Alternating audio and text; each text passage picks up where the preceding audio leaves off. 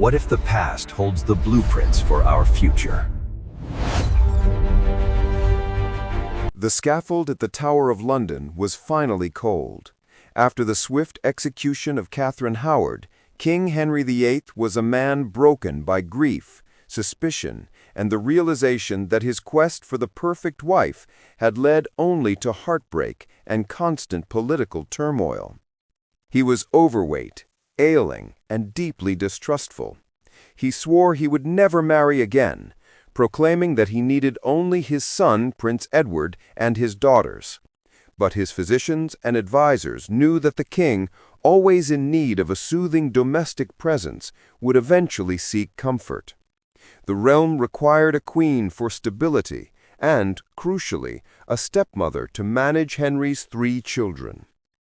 The search this time was entirely pragmatic, not passionate. The focus shifted to Catherine Parr, a wealthy, intelligent widow known for her strong Protestant leanings and her compassionate nature. She was older than the previous 2 wives, and crucially, she had no ambition to bear the king another child. Her primary goal was stability and intellectual partnership. She had already endured a difficult first marriage and possessed the maturity to navigate the treacherous currents of Henry's court. When Henry first showed interest, Catherine handled the attention with extreme caution. She was a scholar, known for reading and discussing theological texts, an activity Henry surprisingly encouraged in his later years. She presented herself as a healer and a confidant, rather than a romantic partner. She was an astute politician, learning from the tragic errors of her predecessors. She never challenged Henry publicly, never attempted to sideline the king's children, and understood the necessity of conforming to the king's religious dictates, even if her private beliefs leaned towards reform. The royal marriage took place in July 1543. Catherine's role was less that of a wife and more that of a royal nurse and intellectual companion. She managed the royal household with efficiency, mended the strained relationships between Henry and his daughters, Mary and Elizabeth, and provided intellectual solace to the increasingly frail king. She was a remarkable figure, a survivor who knew that in Henry's court, survival depended on understanding exactly what the king needed her to be. She was the calm harbor after Henry's long, violent storm at sea. Catherine Parr quickly proved herself an adept manager of the fractured royal household. Her most significant achievement was the reconciliation of Henry VIII with his 2 daughters, Mary and Elizabeth.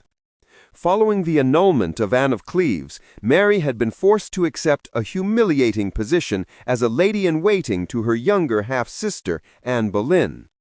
Now, under Catherine's gentle mediation, the relationship between father and daughters thawed.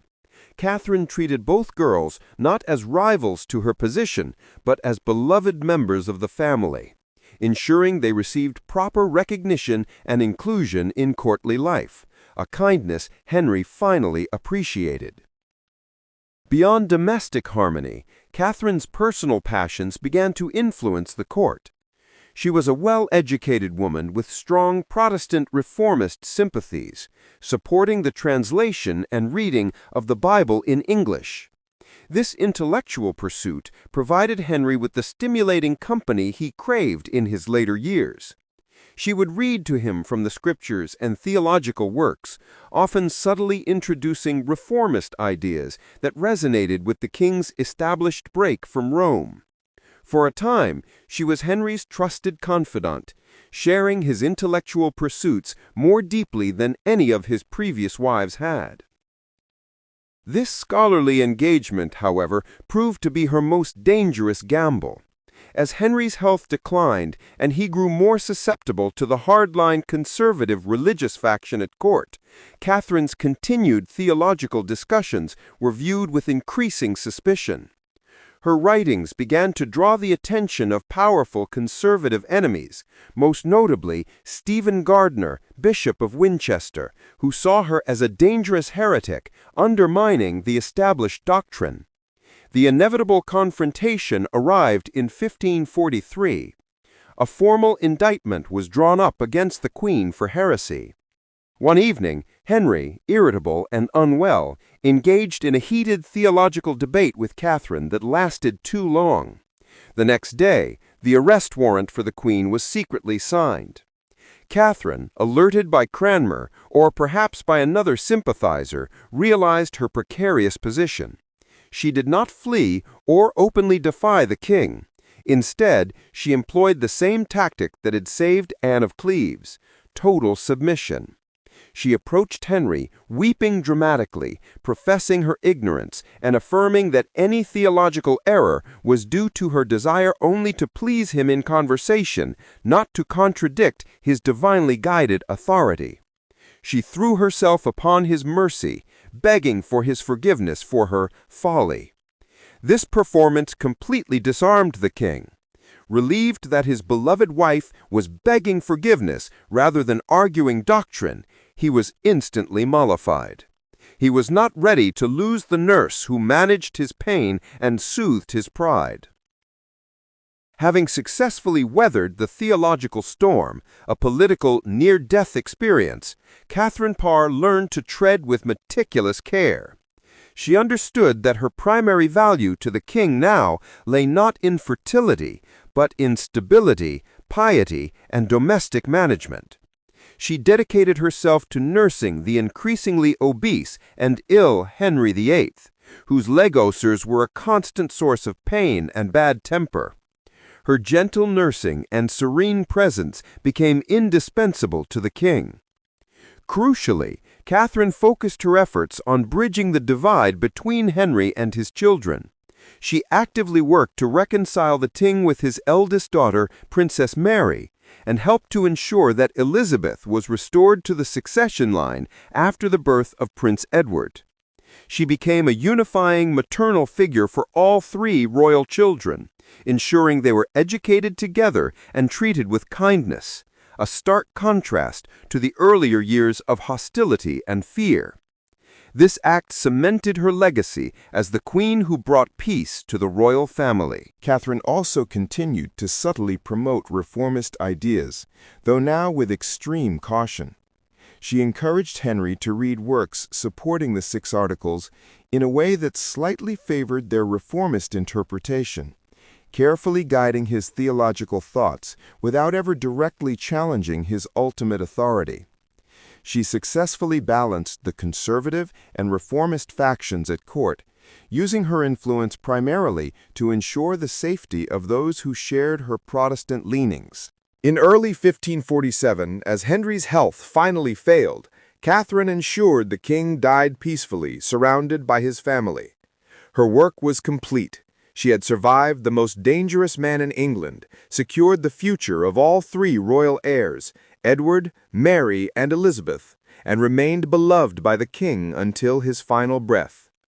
Henry VIII died in January 1547, naming Catherine Parr as the regent for the young Prince Edward until he came of age. She was the only one of his 6 wives to survive him, walking away from the throne not in disgrace, but with honor, riches, and the immense respect of the new monarch and his sisters. Having successfully outlived Henry VIII, Catherine Parr retained her high status, wealth, and influence as Dowager Queen and respected stepmother to the 3 royal children. She was officially Queen Dowager, a position of immense honor, and she acted as regent for the young, sickly King Edward VI while he was still a minor, demonstrating her capability in governance. She had achieved the ultimate Tudor survival goal. She was secure, respected, and free. However, freedom often breeds new complications, especially in the volatile Tudor court. Catherine's tranquility was disrupted by the return of Thomas Seymour, the dashing younger brother of the late Jane Seymour. Seymour was ambitious.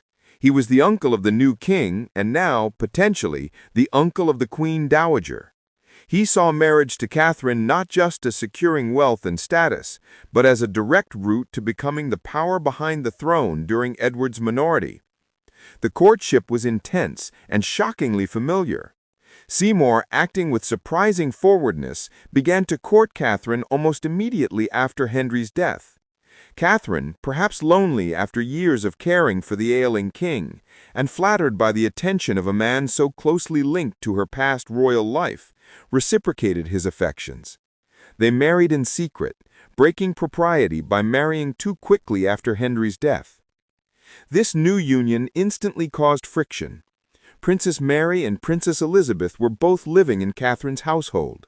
Seymour, arrogant in his new status as the king's uncle by marriage, treated the stepchildren, especially Mary, with disrespect, demanding submission that Mary, now an adult queen-in-waiting, was unwilling to give. Catherine, caught between her new husband's soaring ambition and her stepdaughter's sense of propriety, struggled to maintain the peace she had so carefully built during Henry's life.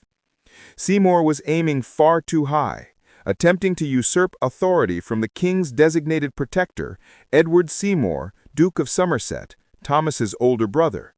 This ambition would soon place both Catherine and her new husband in grave peril. The political machinations orchestrated by Thomas Seymour quickly turned dangerous. His arrogance, fueled by his marriage to the Dowager Queen, led him to openly challenge the authority of the Lord Protector, Edward Seymour, Duke of Somerset, and to interfere directly in the governance of the young King Edward VI. This open ambition was treasonous in the eyes of the Privy Council, and Catherine Parr, as Seymour's wife, was immediately implicated. The shadow of the executioner, which had spared her during her theological scare, now loomed large due to her husband's political recklessness. The council, fearful of Seymour's power grab, moved against him. Catherine was forced to choose between her new husband and her established position, her safety, and her stepchildren. The choice was starkly clear. Thomas Seymour had become a threat to the stability Catherine had worked so hard to build. She distanced herself from his dangerous schemes, a move that was both a political necessity and a personal necessity for survival. The end for Thomas Seymour came swiftly. Accused of treason for attempting to secure power through the young king, he was arrested and ultimately executed in 1549. Catherine, showing the same calculated intelligence that saved her from the heresy charge, managed to distance herself from his downfall. She had signed documents supporting his eventual downfall, a hard decision made to protect herself and, critically, her stepchildren, Edward, Mary, and Elizabeth. In her final years, Catherine dedicated herself to her role as a devoted stepmother and accomplished writer. She oversaw the education of the young king, ensuring the Protestant direction of his upbringing, and she maintained her close, affectionate relationship with Princess Mary and Princess Elizabeth, who deeply admired her. She had managed the most dangerous man in England, survived 2 political purges, and secured the well-being of the future monarchs. Catherine Parr died in 1548, having achieved what no other wife could, a peaceful death in her own bed, surviving the king and securing her legacy as a compassionate queen, loyal stepmother, and influential scholar.